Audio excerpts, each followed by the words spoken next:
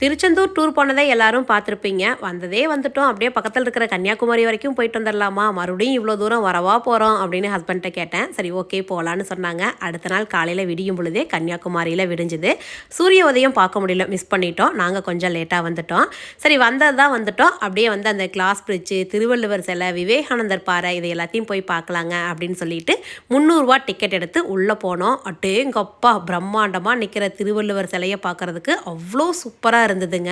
கன்னியாகுமரி போகும் பொழுதெல்லாம் வெளியிலிருந்தே பார்த்துருவோம் திருவள்ளுவர் சிலையெல்லாம். ஆனால் இந்த முறை உள்ளே போய் பார்க்கும் பொழுது தான் இவ்வளோ சூப்பராக இருக்குதா அப்படிங்கிறது தெரிஞ்சுது. கண்ணாடி பாலத்தில் நடக்கும் பொழுதும் நல்ல பயமாகவே இருந்ததுங்க. அப்படியே கன்னியாகுமரியிலிருந்து கிளம்பி திருப்பரப்பு அருவிக்கு வந்தோம். 5-6 அருவிகள் ஒரே இடத்துல கொட்டுச்சு. ஒரு 2 மணி நேரம் போல் ஜாலியாக குளித்தோம். அருவிக்கு மேலேயே குழந்தைங்க விளையாடுற பார்க்கும் இருக்குது. பாப்பாலாம் கொஞ்சம் நேரம் விளையாண்டாங்க. அப்படியே மேலே வந்து ஒரு ரெஸ்டாரண்ட்டில் ஒரு ஃபுல் மீல் சாப்பிட்டு திருவனந்தபுரம் கேரளா வந்துட்டோங்க.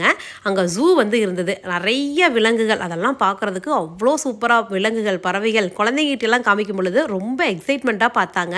இதெல்லாம் பார்த்தீங்கன்னா இவங்க புக்கில் தானே பார்த்துருக்காங்க, இல்லைன்னா டிவியில் தான் பார்த்துருக்காங்க.